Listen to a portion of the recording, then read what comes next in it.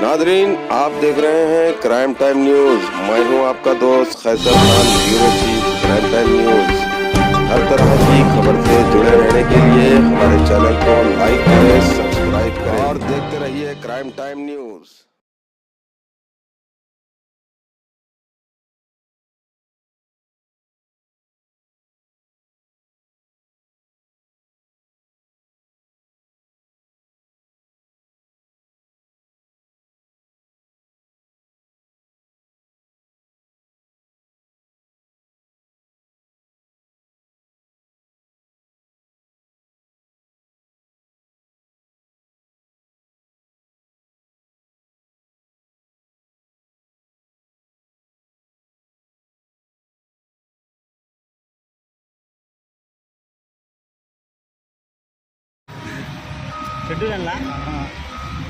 ఎంతసేపు అన్నా మారానికి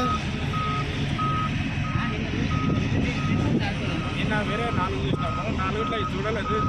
కేసెస్ వాళ్ళు డిసైడ్ చేసేది కూడా గవర్నమెంట్ కలెక్టర్ సార్ మేము కేసెస్ వాళ్ళని తిప్పినే ఉన్నాం. అవి మొన్న తిరిగితే సార్ ముచ్చర్ల అల్మాసి కూడా కట్టాలి ఇదేనా లాస్ట్ ఐఎస్ అలాగే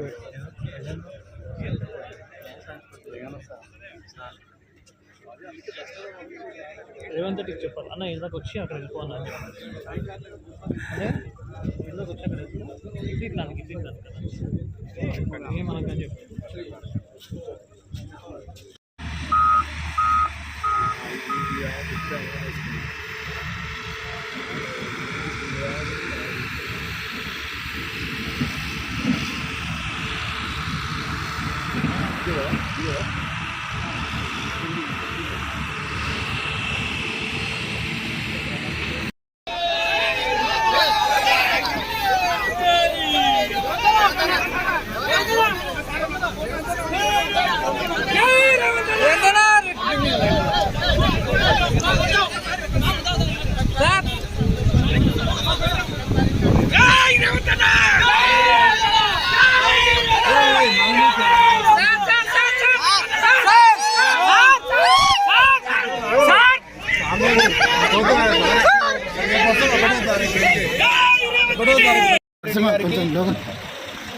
మహేశ్వరంని మహానగరంగా మారుస్తా అనే స్లోగన్లో భాగంగా కందుకూరు మండల్లో ఒక బ్రహ్మాండమైన పట్టణాన్ని క్రియేట్ చేయాలని, హైటెక్ సిటీ లాంటి సిటీని ఇక్కడ బిల్డ్ చేయాలనేది ఆలోచన. అందులో భాగంగా పిల్లలకు ఉద్యోగం కావాలంటున్నాడు, ఇండస్ట్రియలిస్ట్ ఏమో మనుషులు కావాలంటున్నాడు. కానీ ఈయనకు ఇండస్ట్రీకి ఏం కావాలనో ఆ ప్రావీణ్యత ఈ పిల్లలకు లేకపోవటం వల్లనే ఈ మిస్ మ్యాచ్ అవుతా ఉంది. కనుక ఈ మిస్ మ్యాచ్ని తొలగించడానికి గాను ఇక్కడ ఒక పెద్ద యూనివర్సిటీ కట్టాలని, అంటే ఒక 3వ తరగతి తర్వాత ఇక్కడికి వస్తే 3వ తరగతి నుండి డిగ్రీ వరకు చదివించటము, స్కిల్ డెవలప్మెంట్ యూనివర్సిటీలో ట్రైనింగ్ ఇవ్వటము, ఇండస్ట్రియల్లకు టైఅప్ చేయటము, ఇక్కడ ట్రైనింగ్ అయిపోగానే చక్కగా క్యాంపస్ సెలక్షన్ల నుంచి ఇక్కడనే వచ్చే ఇండస్ట్రీస్లలో ఉద్యోగాలు ఇవ్వటం, ఇక్కడ కొన్ని లక్షల ఉద్యోగాలను క్రియేట్ చేయాలనేది ఆలోచనగా మరి ముందుకెళ్తున్నందుకు గాను మా కాంగ్రెస్ పార్టీ తరఫున మా కాన్స్టిట్యున్సీ ప్రజల తరఫున కూడా ముఖ్యమంత్రి గారికి కృతజ్ఞతలు తెలియజేస్తున్నారు. అది కూడా ఆలోచన ఎట్లా ఉందంటే, ఇక్కడ ఉన్నోళ్ళు ఎవరు పట్నం పోక్కర్లేదు, పట్నంలో ఏమున్నాయి అన్నీ కూడా తీసుకొచ్చి ఇక్కడ పెడితే వీళ్ళందరూ పట్నం ఎందుకు వస్తారు? పట్నంలో పరేషాన్ ఏముంది? ట్రాఫిక్ సమస్య ఉంది, చెత్త సమస్య ఉంది, రోడ్ సమస్య ఉంది, డ్రైన్ సమస్య ఉంది. ఈ సమస్యలకు అన్నిటికీ కారణము అందరూ పట్నంలో ఉందాము అని.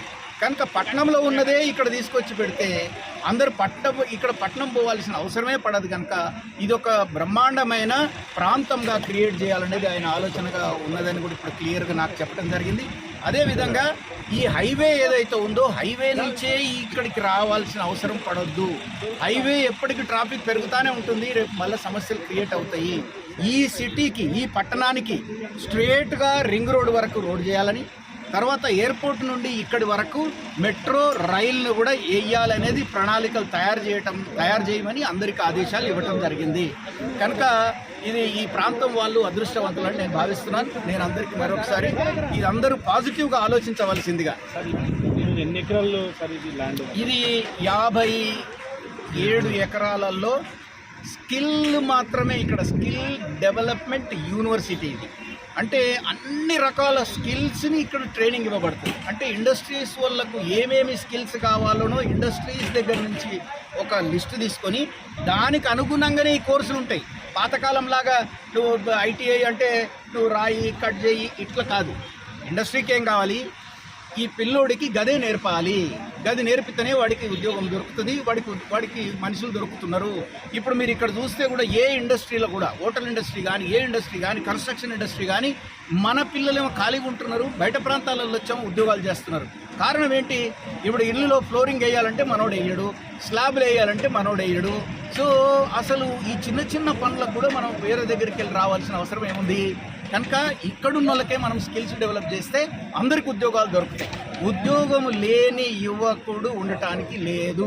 అంటే ప్రతి ఊర్లో ఉన్న అమ్మాయిలను అబ్బాయిలను లిస్టు తయారు చేసి మరి వాళ్ళందరినీ ఇండి పెట్టి ఉండనీకే ప్లేస్ ఇచ్చి తర్వాత డబ్బులు ఇచ్చి ట్రైనింగ్ ఇచ్చి ఉద్యోగం ఇవ్వాలనేది కాన్సెప్ట్ అని నేను తెలియజేస్తాను.